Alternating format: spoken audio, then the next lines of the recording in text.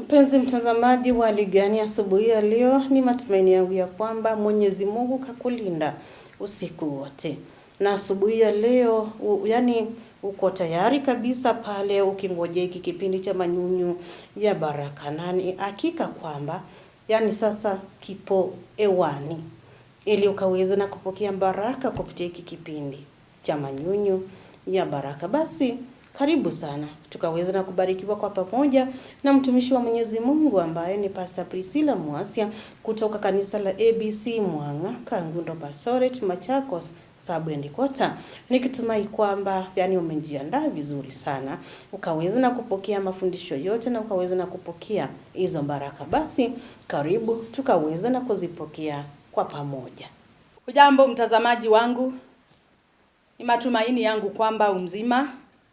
Neema ya Bwana imeendelea kuwa juu ya maisha yako na Mungu wetu aendelee kukubariki. Tunaposoma katika Luka mtakatifu sura 23 mstari wa 34, ambao neno la Bwana linasema, tutasoma tu mstari mmoja ambao unasema, Yesu akasema, Baba uwasamehe kwa kuwa hawajui watendalo. Na tuombe. Baba mtakatifu, kwa jina la Yesu tunasema ni asante sana kwa ajili ya asubuhi ya leo. Ni asante sana kwa ajili ya neema yako juu ya maisha yetu. Kwa ajili ya kibali chako Baba yetu ambao umetutunikia asubuhi ya leo. Mungu wetu, ninasema ni asante kwa ajili ya mtazamaji wangu. Na kwa ajili ya neno lote ambalo Baba unataka tulijue siku ya leo. Baba ukanene nasi na utuongoze, tufunulie yaliyo mapenzi yako Mungu wetu. Hasa sana wakati huu ambapo tunaendelea kutazamia kukumbuka kifo cha Yesu Kristo. Baba yetu uwe pamoja nasi na utuongoze. Kwa jina la Yesu Kristo tumeomba. Amina. Kama vile tumesoma katika Luka 23 mstari wa 34, neno la leo linasema tumesamehewa na Yesu. Neno la leo linasema tumesamehewa na Yesu. Bwana Yesu asifiwe.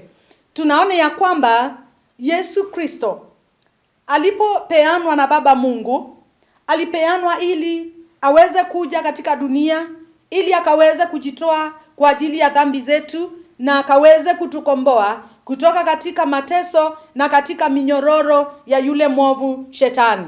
Wakati Yesu aliposhikwa na akaanza kupelekwa kwa Pilato, akapelekwa kwa kuhani, akapelekwa kwa wale wote ambao alipelekwa kwao, Biblia inasema mwisho wake aliweza kupelekwa mahali panapoitwa Golgotha au mahali pa fuvu la kichwa. Na alipopelekwa mahali pale, tunaona kuna wahalifu waliokuwa pamoja naye, mmoja mkono wa kuume na mwingine katika mkono wa kushoto. Na Biblia inasema katikati ya hao wote mambo yote yaliyotendeka,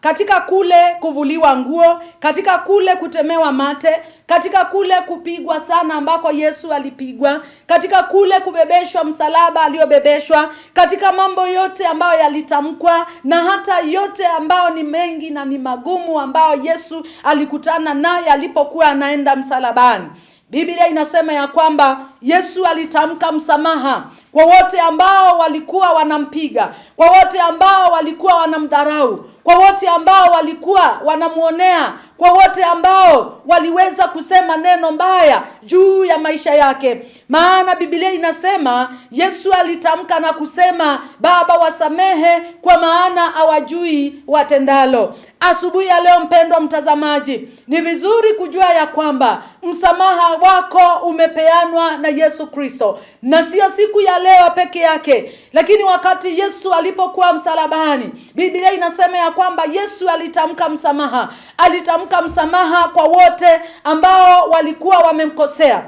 Alitamka msamaha kwa wale wanafunzi waliokuwa wamemkana. Alitamka msamaha hata kwa Yudasi. Alitamka msamaha hata kwa wanafunzi ambao walitoroka na wakamwacha peke yake. Alitamka msamaha kwa askari waliompiga.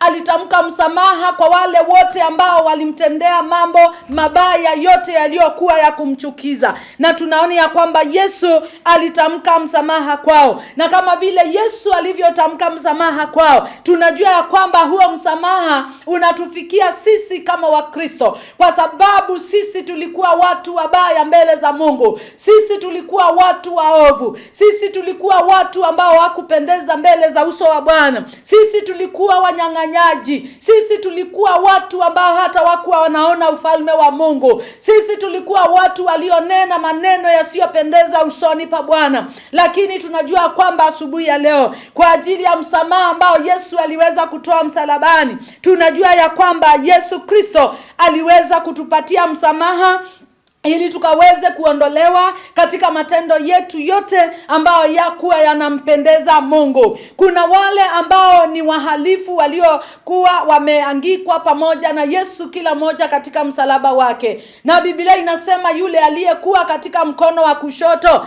alimkutukana Yesu na akamwambia ajiokoe na awaokoe. Lakini yule ambaye alikuwa katika mkono wa kuume alimwambia Yesu amehesabiwa kuwa wa kuuawa, na ila hali hakuwa ametenda jambo lolote la kufanya auawe. Na hata kwa huyo aliyemtukana Yesu, Biblia inasema ya kwamba Yesu alisema wote wakaweze kusamehewa.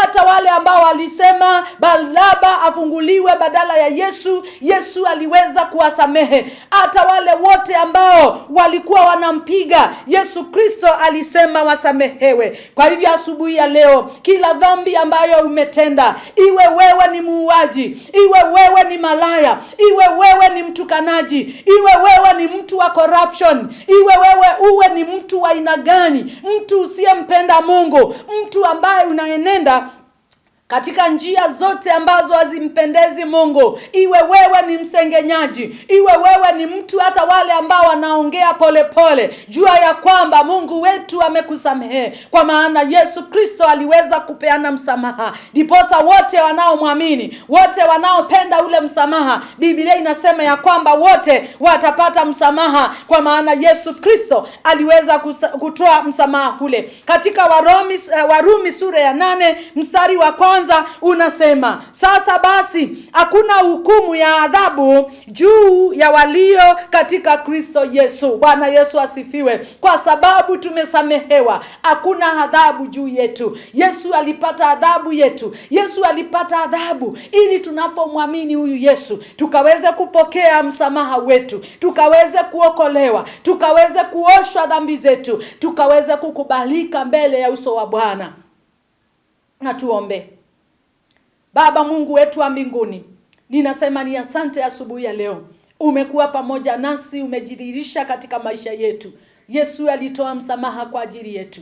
Na Biblia imesema hakuna adhabu juu ya wote walio ndani ya Yesu Kristo. Baba, ni asante kwa sababu hatutaadhibiwa, kwa maana Yesu Kristo umetoa msamaha wako kwa ajili yetu. Baba, ni asante kwa ajili ya msamaha wako. Neema yako na nguvu zako zitawale katika maisha yetu na maisha ya kila mtazamaji. Katika jina la Yesu Kristo tumeomba. Amina. Baba, wasamehe kwa sababu hawajui wanachokifanya, hawajui walitendalo. Hayo ni maneno ya Yesu mwenyewe pale msalabani. Yesu alitaka kuonyesha kwamba, alionyesha msamaha usio na kikomo. Msamaha usio na kikomo. Yesu akaonyesha mfano wa msamaha bila masharti, hata kwa wale ambao waliweza na kumharibu. Anatuonyesha msamaha usio na masharti, usio na kikomo. Tuwasamehe hata wale ambao waliweza na kutuumiza. Tuwasamehe hata wale ambao waliweza na kutuharibu. Tuwasamehe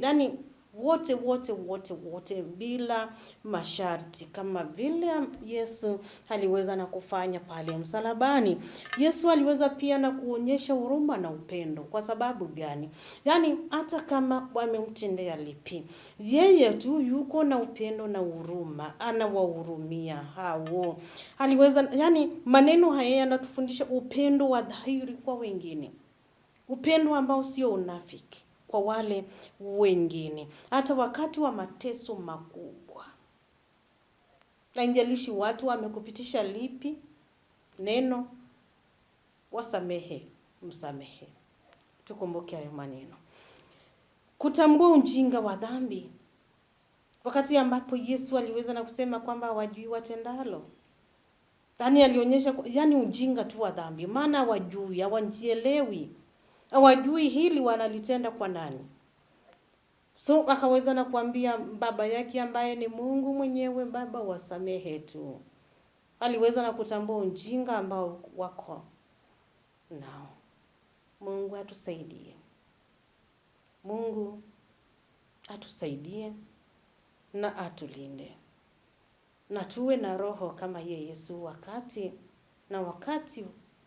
utakaokuja. Tukikumbuka kwamba vile ambavyo matukio aliweza na kufuatana. Hiyo kesho Yesu atakuwa pale msalabani. Akipitia yoyote ni kwa sababu yangu, kwa sababu yako. Akionyesha upendo na huruma mwingi. Pia nasi tukawe na roho ya upendo na huruma. Bye bye.